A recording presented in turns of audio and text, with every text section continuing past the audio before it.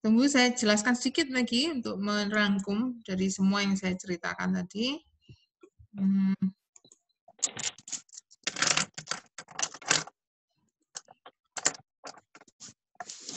Jadi tadi ada 3 model yang saya cobakan. Ya, hati-hati kalau ada lebih dari satu model atau istilah kalian model tentatif gitu ya. Nah, ada model tentatif beberapa. Ada pendekatan pertama melihat signifikansi dari nilai parameter-parameter penduga parameter di sini. Kalau memang di situ ada beberapa yang tidak signifikan, itu bisa dianggap sebagai ya memang sebenarnya bukan modelnya bukan ini gitu ya. Jadi kalau misalkan ada yang tidak signifikan atau banyak besar ya. Kalau tidak signifikan, ini bisa jadi indikator bahwa ini bukan yang terbaik untuk kasusmu. Jadi kalau kita compare model 1 begini, model 2 signifikan semua, model 3 signifikan semua, gitu ya. Tapi nggak dijamin juga bahwa yang satu ini yang jelek. Kenapa? Karena setelah dicek di Yung box-nya kan sebenarnya ini nggak apa-apa. Ya. Cuman kamu misalkan punya preference, oh ya saya harus menggunakan parameter yang signifikan. Makanya di terakhir itu saya tuliskan, walaupun sisaan model 1 setelah diuji Yung box itu juga tidak menunjukkan indikasi adanya sifat tidak white noise ya. Ini terima 0 ya. Terima 0 berarti di situ masih ini hipotesisnya tidak lagi ada autokorelasi secara di mana. Saya pernah bicara ini di pertemuan sebelum UTS kan tentang uji ini. Hipotesisnya mengenai uji Yung box ini adalah nilai korelasi pertama sampai korelasi ke K itu semuanya tidak signifikan. Kalau semuanya tidak signifikan berarti random white noise gitu ya. Terus dari gambar juga sudah kelihatan. Jadi 1 2 3 sebenarnya nggak masalah di white noise-nya aman. Cuman di sini saya putuskan di model 1 ada beberapa parameter yang tidak signifikan sehingga walaupun Yung box-nya itu menunjukkan bahwa sisaan 3 model tadi sebenarnya nggak apa-apa, sudah white noise semua, tapi saya memutuskan hanya 2 dan 3 saja yang saya pakai berdasarkan saya compare berdasarkan nilai AIC. Ya. Maaf, ini model 2, bukan model 3. Oke. Model 2 dan model 3. Dan dari situ 850 AIC-nya paling kecil, nilai terkecil ya, sehingga model terbaik adalah model 3. Oke. Untuk peramalan model 3 yang saya pakai. Model 3 tadi model yang Ma ya. Ma di sini hanya unsur galat-galat yang di belakang sini. Padahal dia mau dipakai untuk meramalkan 92 kuartal 1. Yang kita punya tadi adalah terakhirnya 91 kuartal 4. Kalau misalkan ini saya olah Y topi ya. Y topi di sini jangan lupa modelnya tadi kan model hasil difference ya. Ingat nggak tadi? Sewaktu kita membuat plot awalnya kan begini, kemudian pakai first difference ini. Yang saya tuliskan di sini Y topi sebetulnya adalah delta YT. Delta YT bunyinya apa? YT dikurangi YT min 1. Makanya di sini saya rubah ya menjadi YT min 1 sama dengan 23 dan seterusnya. Yang YT min 1-nya langsung saya bawa ke sini. Ya, jadi di situ dengan merubah ini YT min 1-nya ada di kanan dan seterusnya. Artinya apa? Yang kanan ini adalah prediksi untuk model pemodelan dengan menggunakan data difference. Tapi berhubung kita mau mengembalikan ke data semula, mau ke GDP yang mau saya ramalkan kan GDP-nya, bukan len GDP. Difference-nya GDP. Ramalkan adalah GDP-nya. Jadi di sini komposisi dari Y topi ini adalah data P periode sebelumnya plus ramalan dengan menggunakan data difference. Ya, ramalan dengan data difference, kan kamu kalau output itu suka bisa dipakai untuk meramalkan ya. Nah, hati-hati. Kalau kamu tadi menggunakan data, sewaktu kamu inputkan adalah L yang tadi hasil difference, DDP yang hasil difference, maka waktu meramalkan harus diolah begini dulu.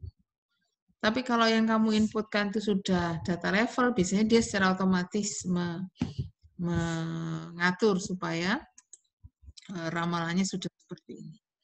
Ya, jadi karena saya tadi menggunakan data difference, ya ramalannya harus saya olah.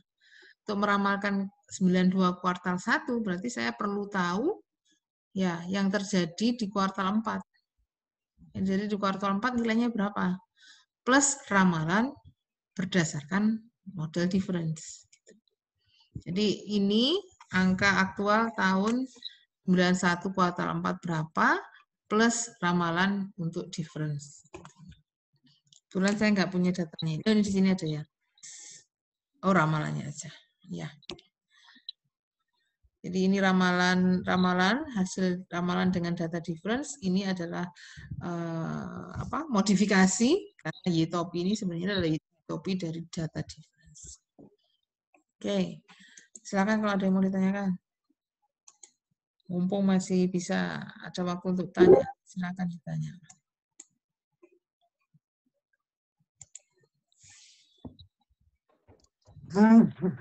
Saya meminta kalian untuk mencari data segala yang pokoknya yang bisa diakses online lah ya.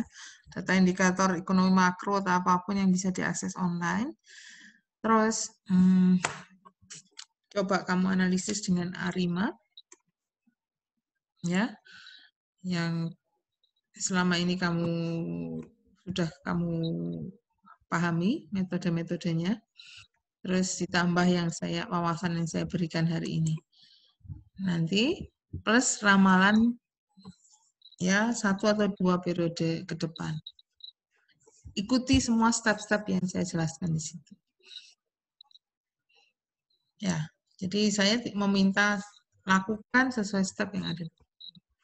Secara garis besar uji ACF PACF tadi perannya bisa 2. Bisa untuk menentukan order kalau datanya sudah stasioner, menentukan model plus order kalau datanya sudah stasioner. Jika diterapkan pada sisaan, bisa untuk menentukan sisaannya tadi white noise. Tidak. Ya, jadi ACF PACF plus Helium box tadi itu korelogram analisis ya, itu punya 2 manfaat. Manfaat pertama, jika yang kamu analisis ada yang sudah stasioner, untuk menentukan model dan ordernya.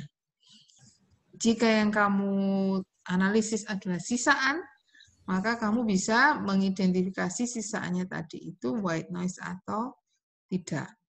Gitu. Kalau yang tadi untuk menentukan model dan order dilihat dari pola, apakah dia eksponensial di ACF, menonjol di satu nilai tertentu sewaktu di PACF. Terus sebaliknya, itu kalau mau pakai MA. Ya, sebaliknya pakai MA yang awalnya tadi. Tapi kalau sisaan, maunya tidak ada pola, semuanya berada di dalam selang kepercayaan. Kalau sisaannya masih berpola, berarti kan modelmu belum mengakomodir. Ya. Model itu harus mengakomodir semua pola.